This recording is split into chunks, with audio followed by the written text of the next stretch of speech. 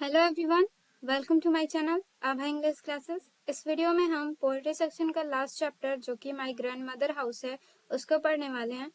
My grandmother house की writer हैं कमला दास। पिछले वीडियोस में हमने बाकी जितने भी पोएट्री सेक्शन में जितने भी पोएम्स हैं 9 चैप्टर तक उसको हमने कंप्लीट कर लिया है। अगर नहीं देखा है आपने तो वो लिंक डिस्क्रिप्शन में उन सारे चैप्टर्स का, तो आप वहां से देख सकते हैं।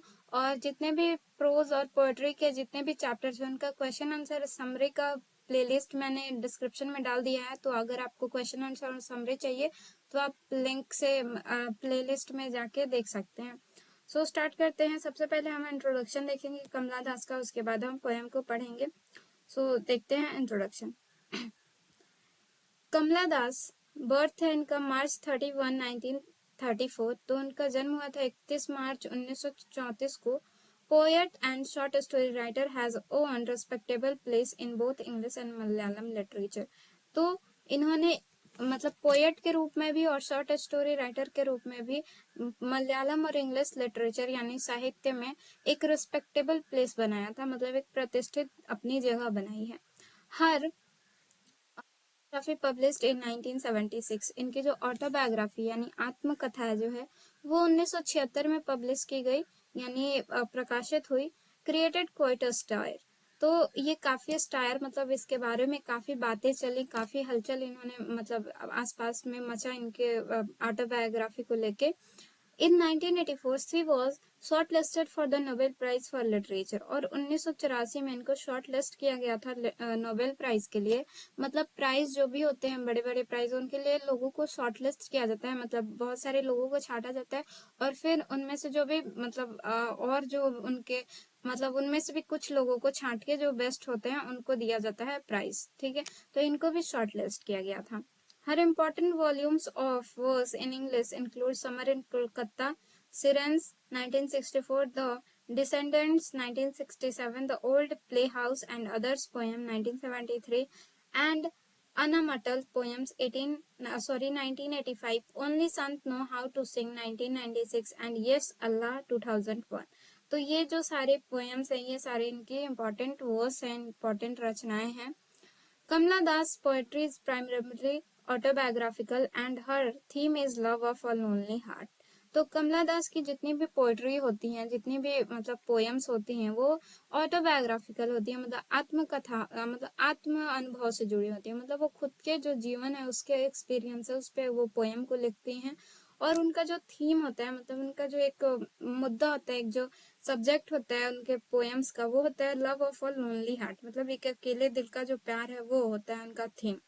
Love with never ending passion, lust, greed and hunger that never satiate. वो ऐसा प्यार जो कि कभी खत्म नहीं होता, उसका जुनून जो है वो कभी खत्म नहीं होता, उसका जो चमक है वो कभी खत्म नहीं होता।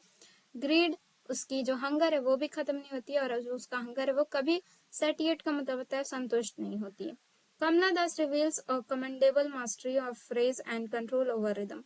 कमला दास एक बहुत ही मतलब उनको जो फ्रेज है मतलब जो इंग्लिश के फ्रेज है, पोएम लिखने का भी एक तरीका होता है वो, और जो मतलब एक रिदम जो पोएम्स में जो लय बैठाया जाता है उसको पढ़ने में और समझने में आसानी होती है, तो उसमें इनको मास्टरी थी। The word are often pointed and rhythm is marvelous, almost feverishly alive। जो वर्ड होते थे उनके पोएम्स में वो काफी पॉइंटेड होते थे, मतलब जिस सब्जेक्ट पे वो पोएम लिख रही हैं उससे ही जुड़े हुए होते थे, वो इधर उधर की बातें नहीं करते थे, ताकि समझना इनके पोएम्स को बहुत ही आसान होता था। और जो रिदम होती थी, जो पोएम की जो लय होती थी वो बहुत ही अच्छी होती थी, बहुत ही मार्बलस होती थी। ऑलमोस्ट फेवरसली अलाइव, वो ऐसा लगता था जैसे जीवित है, वो उनकी जो पोएम्स है वो जीवित है, वो अपने आप ही कुछ कह रही है, इस तरह से उनकी पोएम्स लगती थी। नेक्स्ट यहाँ से हम पोएम्स को स्टार्ट करते हैं। There is a house now far away where once I received love. तो एक घर है जो कि अब बहुत दूर है जहाँ कभी मुझे प्यार मिला था। ठीक है।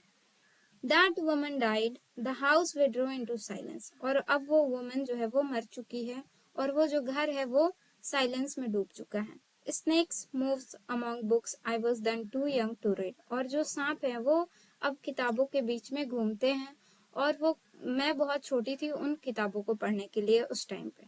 ठीक है। My blood turned cold like the moon. और मेरा जो खून है वो एकदम चांद की तरह ठंडा हो गया है।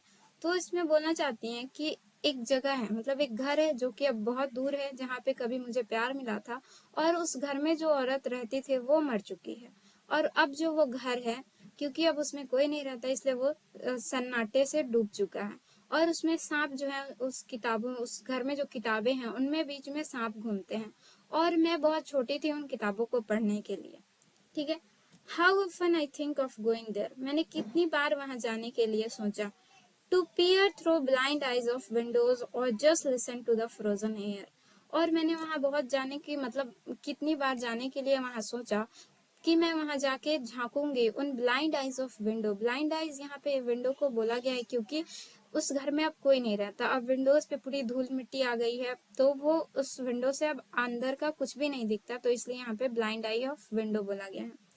और वहां, और पियर का मतलब होता है झांकना, तो मैं उन ब्लाइंड आइज ऑफ विंडो से झांकूंगी। Just listen to the frozen air, और मैं वहां की जो जमी हुई हवा है उसको मैं सुनूंगी। और in the wild despair pick an armful of darkness, और उस वाइल्ड डिस्पेयर में, उस मतलब बहुत ही गंभीर जो वहाँ पे निराशा छाई हुई है उस घर में, क्योंकि अब नहीं रहता है, तो बहुत ही अंधेरा है, बहुत ही निराशा है।